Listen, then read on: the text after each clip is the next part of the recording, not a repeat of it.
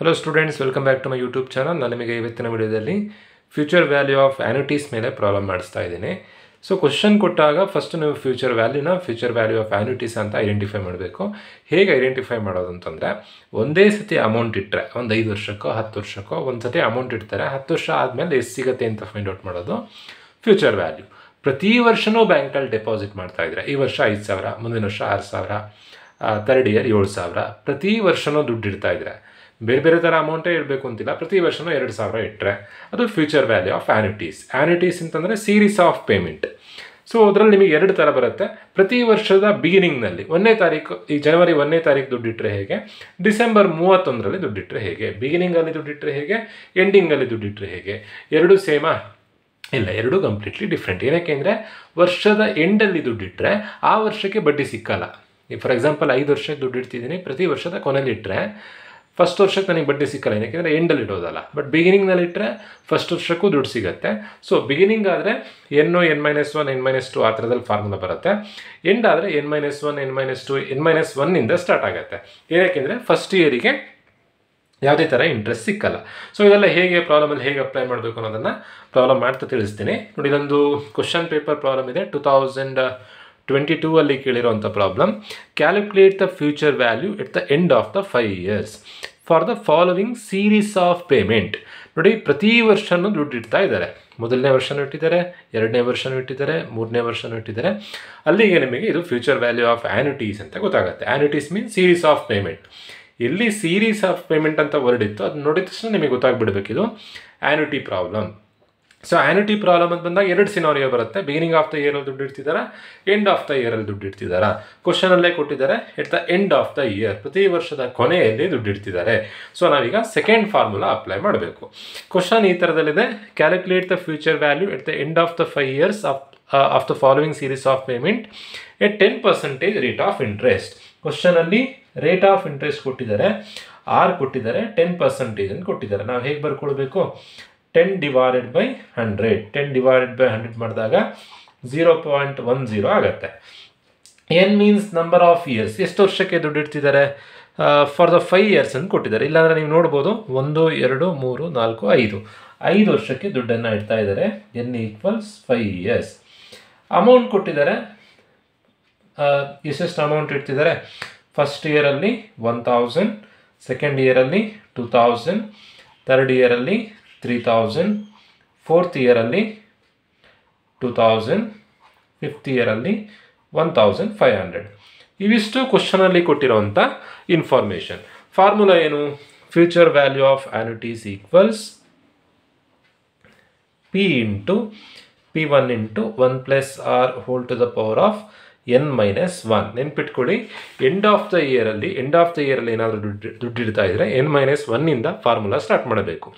ಬಿಗಿನಿಂಗ್ನಲ್ಲೇ ಇಟ್ಟರೆ ಎನ್ನಿಂದನೇ formula start ಮಾಡೋದು. N-1 N-2 N-3 ಅದೇ ಥರ ಕಂಟಿನ್ಯೂ ಆಗ್ತಾ ಹೋಗುತ್ತೆ. ಎಂಡಲ್ಲಿ ಇಟ್ಟರೆ N-1ಇಂದ ಸ್ಟಾರ್ಟ್ ಮಾಡಿ ಹೀಗೆ ಎಷ್ಟು ವರ್ಷ ಬರ್ಕೊಳ್ಬೇಕು ಅಂತಂದರೆ ನೋಡಿ, ಇದು 1 ಇಯರಿಂದ ಆಯಿತು. ಇದೇ ಥರ in 4 years into P2 1 plus R into N-2 second ಇಯರಿಂದ ಆಯಿತು. P3 1 plus R N-3 third ಇಯರಿಂದ ಆಯಿತು. Plus P4 1 plus R N-4 plus P5 1 plus R N-5. So ಇವಿಷ್ಟು ಫಾರ್ಮುಲಾ.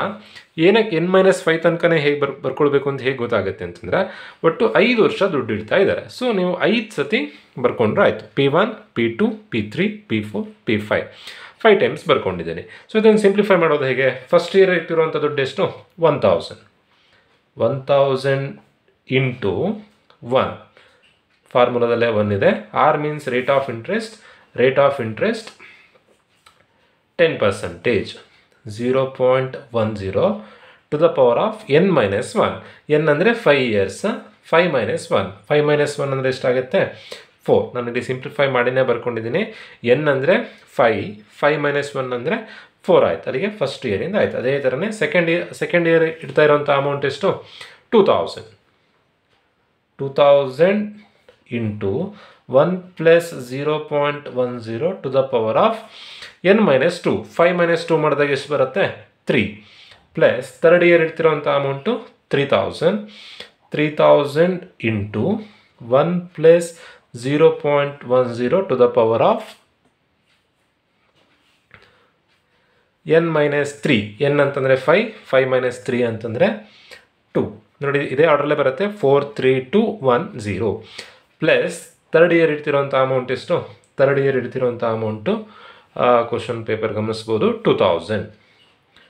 2000 ಇಂಟು 1 ಪ್ಲಸ್ 0.10 ಹೇಗೆ ಬಂತು? ಸ್ಟಾರ್ಟಿಂಗಲ್ಲೇ ಫೈಂಡ್ ಔಟ್ ಮಾಡ್ಕೊಂಡಿದ್ವಿ. 6 ಅಂತ 10% ಕೊಟ್ಟಿದ್ರು. ಸಿಂಪ್ಲಿಫೈ ಮಾಡಿದಾಗ 0.10 ಆಗಿತ್ತು. ಈಗ n ಮೈನಸ್ 4, n ಅಂದರೆ 5 ಇಯರ್ಸ್, 5 ಮೈನಸ್ 4 ಅಂತಂದರೆ 1 ಪ್ಲಸ್ ಲಾಸ್ಟ್ ಇಯರಲ್ಲಿ 1500 into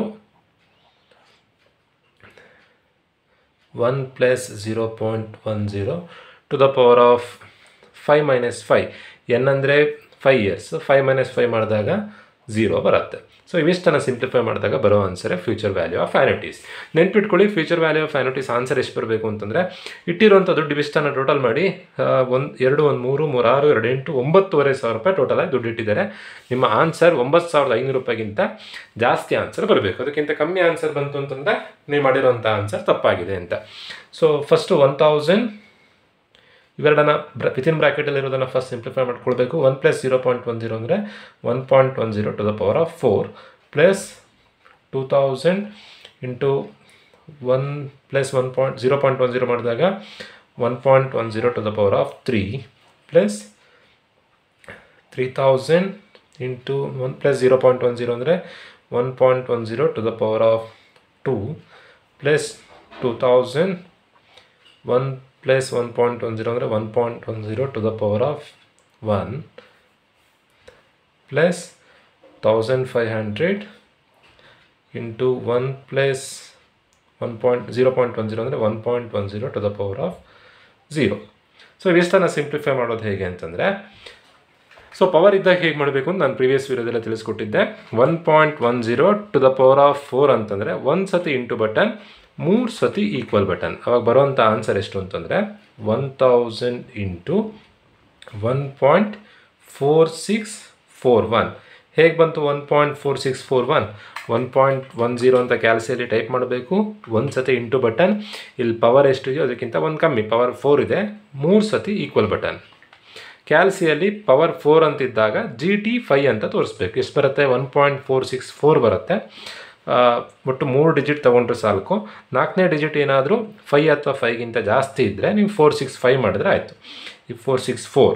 next 2000 into 1.10 to the power of 3 ಅಂತಂದರೆ 1.10 ಒಂದು ಸತಿ ಇಂಟು ಬಟನ್, 2 ಸತಿ equal button. 1.331 plus 3000 into 1.10 to the power of 2 ಅಂದರೆ 1.10 ಒಂದು ಸತಿ ಇಂಟು ಬಟನ್, ಒಂದು ಸತಿ equal button. 1.21 plus 2000 into anything to the power of 1 is the number itself. ಯಾವುದೇ ನಂಬರಿಗೆ ಪವರ್ 1 ಇದ್ದರೆ ಅಲ್ಲಿರೋ ನಂಬರನ್ನೇ ಬರ್ಕೊಳ್ಬೇಕು. ನಂಬರ್ ಎಷ್ಟಿದೆ? 1.10. ಅದೇ ಥರನೇ ಯಾವುದೇ ನಂಬರಿಗೆ ಪವರ್ 0 ಇದ್ದರೆ anything to the power of 0 is 1. ಯಾವುದಕ್ಕೆ ಪವರ್ 0 ಇದ್ದರೂ ಅದ್ರ ವ್ಯಾಲ್ಯೂ 1. ಎಷ್ಟೇ ಇಲ್ಲ, 1000 to the power of 0 value 1, 1 lakh to the power of 0 value 1. Anything to the power of 1 the number it self.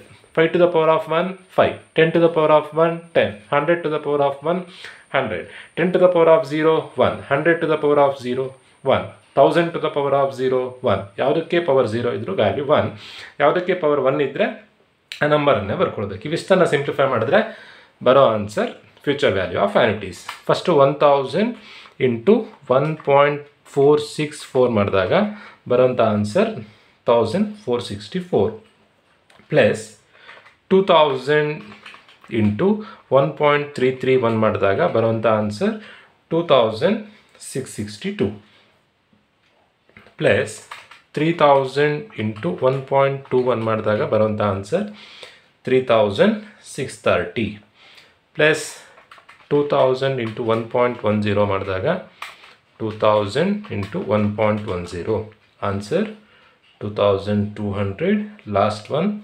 1500. So the final answer is 1464 plus 2662 plus 3630 plus 2200 plus 1500. So the final answer is 11,456. 1464, 2662, 3630, 2200, 1500. Final answer ಎಷ್ಟು ಅಂತಂದರೆ 11,456. ನಿಮ್ಮ final answer ಯಾವಾಗಲೂ total ಆಗಿ ಏನು amount ಇಟ್ಟಿರ್ತಾರೋ ಆ ಅಮೌಂಟ್ಗಿಂತ ಜಾಸ್ತಿ answer ಬರಬೇಕು. ಇವಿಷ್ಟನ್ನು add ಮಾಡಿದಾಗ 3, 2, 5, 1, 6, 2, 8, 9,500 ರೂಪಾಯಿ ದುಡ್ಡಿಟ್ಟಿದ್ದಾರೆ. 9,500 ರೂಪಾಯಿಗಿಂತ ಆನ್ಸರ್ ಜಾಸ್ತಿ ಬರಬೇಕು. ಜಾಸ್ತಿ ಆನ್ಸರ್ ಬಂದಿದೆ. ಸೊ ಈ ಥರದಲ್ಲೇ ನೀವು ಕ್ರಾಸ್ ಚೆಕ್ ಮಾಡ್ಬೋದು. ಸೊ ಇದರಲ್ಲ ಏನಾದರೂ ಕ್ವಶನಲ್ಲಿ ಎಂಡ್ ಅಂತ ಕೊಡೋ ಬದಲು ಬಿಗಿನಿಂಗ್ ಅಂತ ಕೊಟ್ಟರೆ ಫಾರ್ಮುಲಾ ಏನಾಗುತ್ತೆ ಅಂತಂದರೆ ಇಲ್ಲಿ n-1 ಬರಲ್ಲ, ಎನ್ನಿಂದನೇ ಸ್ಟಾರ್ಟ್ ಆಗುತ್ತೆ. ಅಂದರೆ 5, 4, 3, 2, 1 ಬರುತ್ತೆ. ಎಂಡ್ ಅಂತ ಇದ್ದರೆ ಲಾಸ್ಟಿಗೆ 0 ಬರುತ್ತೆ. ಬಿಗಿನಿಂಗ್ ಅಂತ ಇದ್ದರೆ 0 ಬರಲ್ಲ, 1ಗೆ ಎಂಡ್ ಆಗುತ್ತೆ. ಸೊ ಬಿಗಿನಿಂಗ್ ಇರೋ ಪ್ರಾಬ್ಲಮನ್ನು ನಾನು ನೆಕ್ಸ್ಟ್ ವೀಡಿಯೋದಲ್ಲಿ ತಿಳಿಸ್ಕೊಡ್ತೀನಿ. ಹೋಪ್ ಎಲ್ರಿಗೂ ವೀಡಿಯೋ ಅರ್ಥ ಆಗಿದೆ ಅಂತ ಅಂದ್ಕೊಳ್ತಾ ಇವತ್ತಿನ ವೀಡಿಯೋ ಮುಗಿಸ್ತಾ ಇದ್ದೀನಿ. Thank you.